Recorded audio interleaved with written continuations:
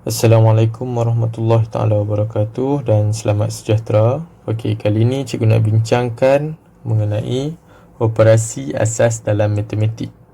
Okey, salah satu operasi asas dalam matematik yang perlu kita kuasai adalah operasi darab. Okey, dalam darab ni pula ada 3 aspek yang kamu perlu beri penekanan. Okey, yang pertama adalah sifir asas, sifar hingga 9. Maksudnya sifir sifar hingga sifir 9.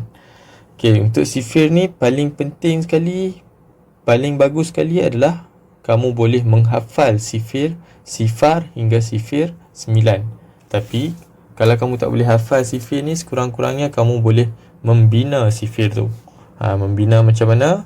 Cikgu dah pernah kongsikan sebelum ni, kita boleh gunakan bentuk T.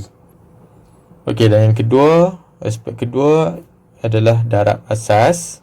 Nanti cikgu akan terangkan dengan lebih lanjut darab asas ni macam mana. Dan yang ketiga, darab kumpul semula. Okey, kita pergi ke aspek pertama. Aspek pertama iaitu sifir asas, sifar hingga 9. Okey, macam cikgu cakap tadi, dalam sifir sifar hingga 9 ni, seeloknya kamu hafal. Tapi kalau tak boleh hafal, sekurang-kurangnya kamu boleh membina sifir tu. Okey, jadi ni cikgu nak ulang sedikit macam mana kita nak buat bentuk T. Bentuk T ni untuk kita membina sifir. Okey, contohnya katakan kita nak buat sifir. Cikgu ambil contoh yang mudah, kita buat sifir 3. Okey, so tulis 3 dekat atas. Sini dekat tengah ni kita tulis sifar, sifar. Kemudian tulis 1, 2, 3, 4, 5, 6, 7, 8, 9, 10. Dan bila dah tulis macam ni, tandakan nombor 3 yang kita nak buat tu. Okey, jadi 3 yang kita bulatkan, tulis sebelah 1. Jadi yang selanjutnya ni kamu hanya perlu membilang. Membilang macam mana? Okey, membilang dari tempat yang kita bulatkan ni, 3. Dekat sini dah ada 3, jadi kita mula sambung dekat sini. Ini jadi 4, 5, 6. 6 dah ada dekat sini. 7, 8, 9, 10, 11, 12, 13, 14, 15, 16, 17, 18, 19, 20, 21, 22, 23, 24, 25, 26, 27, 28, 29, 30. Dia akan berakhir dengan gandaan 10 bagi 3 iaitu 30. Okey, jadi maksudnya bentuk T kamu ni sudah betul. Okey, contoh yang susah pula, sifir yang lebih susah, kita ambil sifir yang lebih daripada 5. Okey, contohnya katakan cikgu gunakan sifir 6. Okey, so kita tulis kat atas ni 6. Sini sifar sifar 1 sampai 10.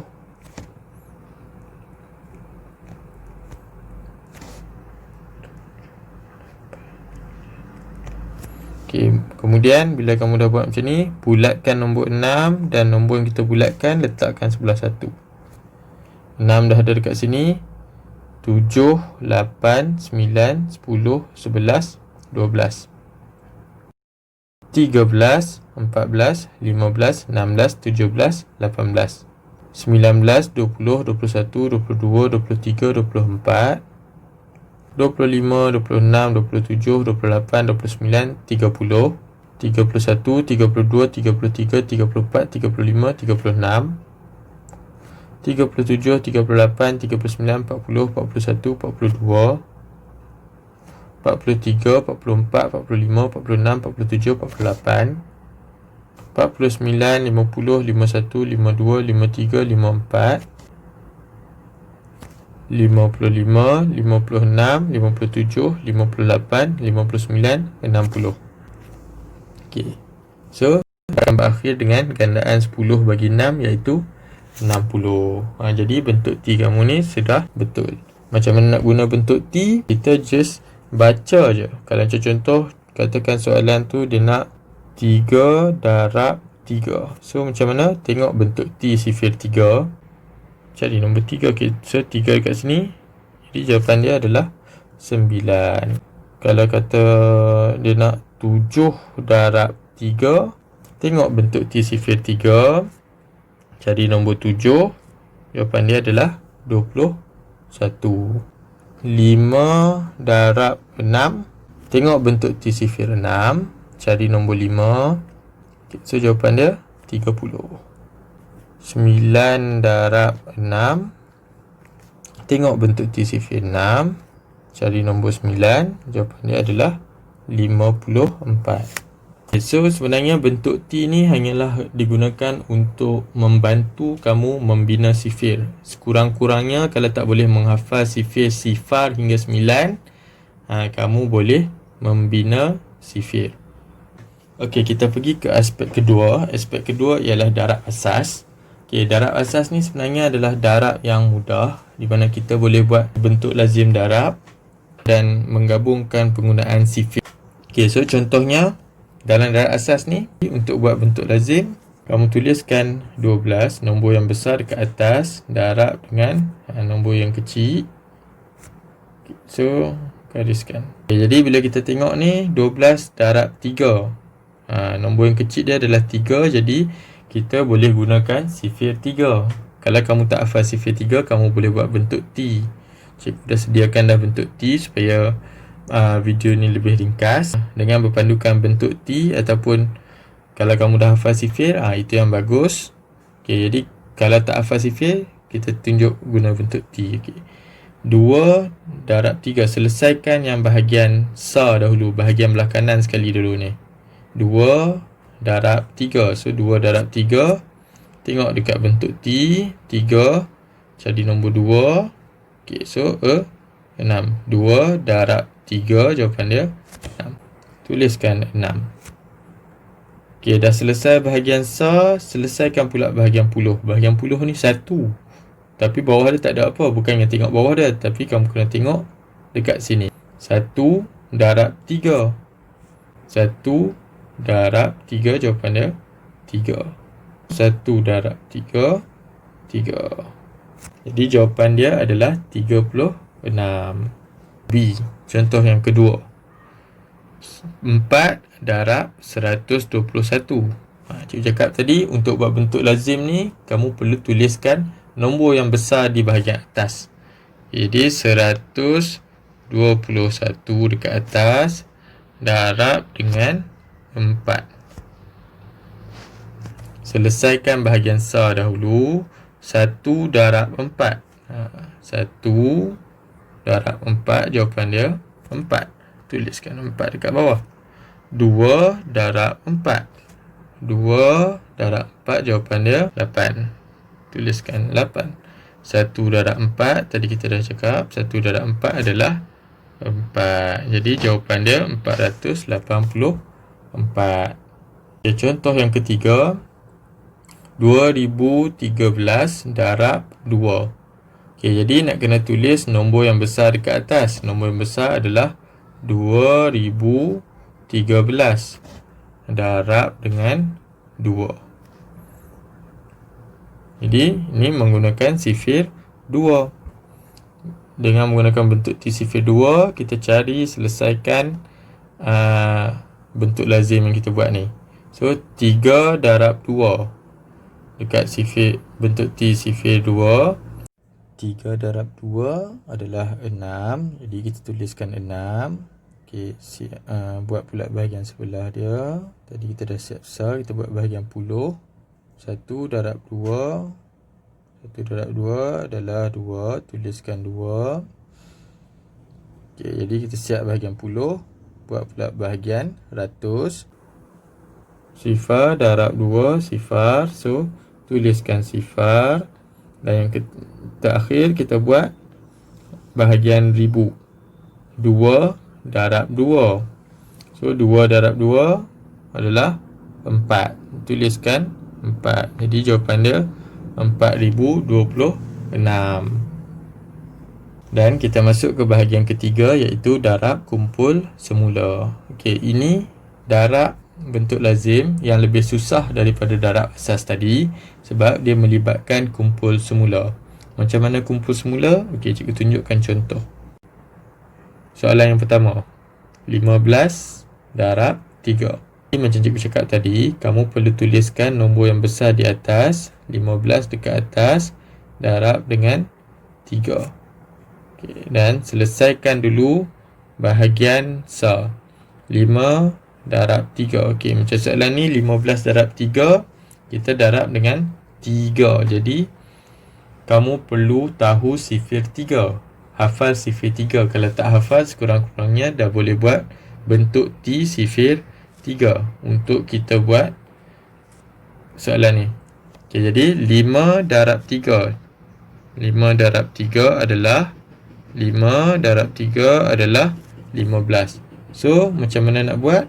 Kamu kena tuliskan 5 darab 3 ini 15. Jadi dalam bentuk lazim dekat bawah kita hanya boleh tulis satu angka sahaja. Jadi 5 dekat bawah.